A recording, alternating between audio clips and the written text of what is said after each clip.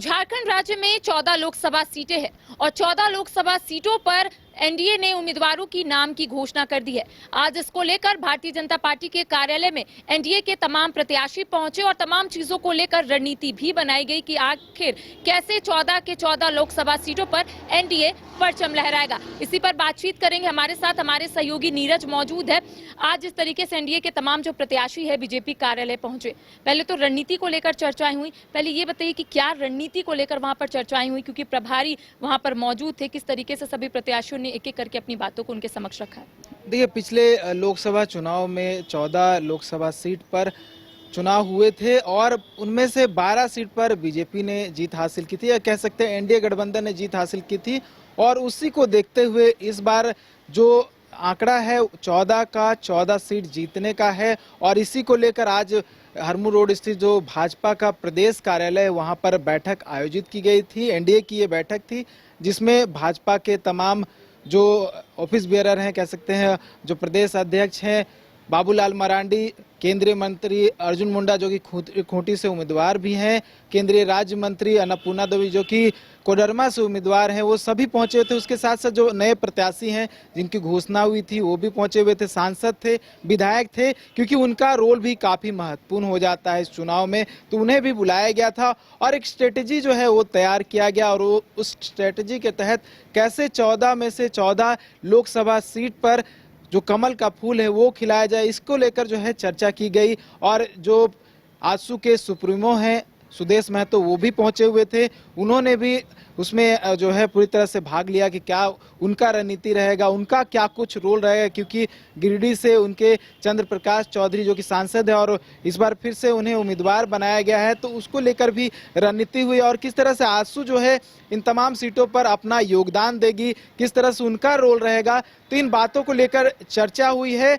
और चर्चा में कह सकते हैं एक तरह से बहुत पहले जो है बीजेपी इससे पहले भी तैयारी कर चुकी, बहुत सारे पहले बैठक हो चुकी है और आज भी तमाम जो विधायक हैं, सांसद हैं, उनको लेकर बैठक हुई है, प्रत्याशियों को लेकर बैठक हुई है। और उसके बाद कई और मोर्चा की बैठक जो है आज प्रदेश कार्यालय में हुए। तो कह सकते हैं रणनीति जो है तैयार की गई है, किस तरह से 14 में से 14 सीट जो है एनडीए गठबंधन को मिले। अच्छा, प्रत्याशी बनाने के बाद धनबाद के जो उम्मीदवार है ढुलू महतो, वो मीडिया के सामने आए, क्या कुछ उन्होंने कहा?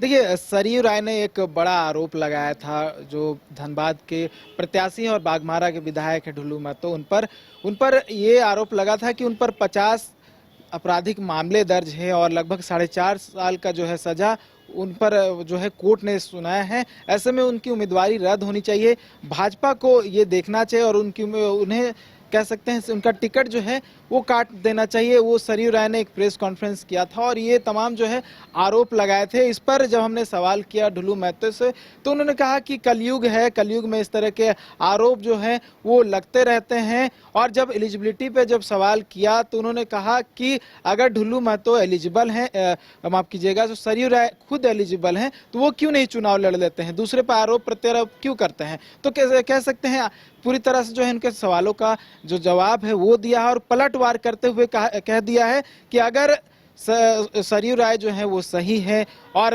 दूसरे पर जो है आरोप लगा रहे हैं खुद सही है, तो खुद चुनाव लड़ सकते हैं। तो ये कह सकते हैं एक तरह से तमाम जो आरोप थे उसके जवाब दिए। और जो एक तमाम जो आरोप लग रहे थे जिसमें ये कहा जा रहा था कि जनरल जो कास्ट है उनका समर्थन नहीं मिल रहा है, तमाम विरोध जो है वो देखने को मिल रहा है, इसको लेकर भी जब हमने सवाल किया तो उनका कहा कि कोई विरोध नहीं कर रहा है, किसी एक व्यक्ति का नाम बता दीजिए जो विरोध कर रहा हो। वो तमाम जो विरोध की बातें जो सामने आ रही है वो एक अफवाह है और जितने भी जो दबाव बनाए जा रहे हैं या फिर विरोध किया जा रहा है वो गलत है। मैं सही उम्मीदवार हूँ और मैंने जनता के लिए काम किया है दिन रात जग कर। ऐसे में कहीं ना कहीं आगे जो होने वाला चुनाव है उसमें भाजपा के प्रत्याशी के रूप में मैं चुनाव जीतूंगा। एक बड़ी बैठक जो है एनडीए की ओर से आज रखी गई है, क्या संकेत दिया जा रहा है? क्या ये संकेत दिया जा रहा है कि 14 के 14 लोकसभा सीट जो है वो एनडीए के खाते में आएंगे और तमाम जो प्रत्याशी है वो पूरे तरीके से कमर कस लिए? क्या ये संकेत देने की कोशिश की जा रही थी राज्यवासियों को?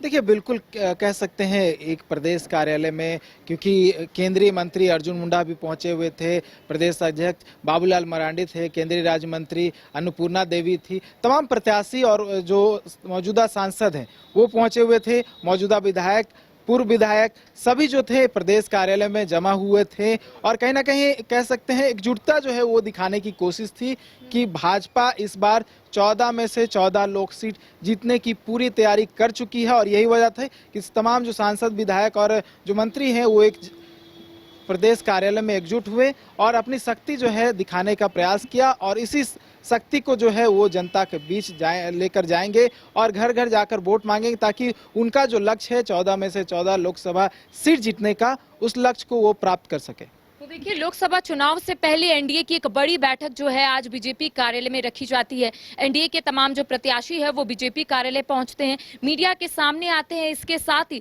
धनबाद के जो प्रत्याशी है ढुल्लू महतो, उसको लेकर सरयू राय ने कई बातों का जिक्र किया था, कई आरोप जो है ढुल्लू महतो पर लगाए गए थे और ऐसे में आज मीडिया के सामने आकर ढुल्लू महतो ने तमाम बातों का जिक्र किया और उनका कहना है कि अगर सरयू राय सही है तो ठीक है, लेकिन वो भी गलत नहीं है, ऐसा ढुल्लू महतो ने अपने बारे में कहा है। अब इसको लेकर क्या कुछ चीजें आने वाले समय में निकलती है, तमाम अपडेट हम अपने दर्शकों को देंगे। फिलहाल मुझे और सहयोगी राज बल्लभ को दे इजाजत।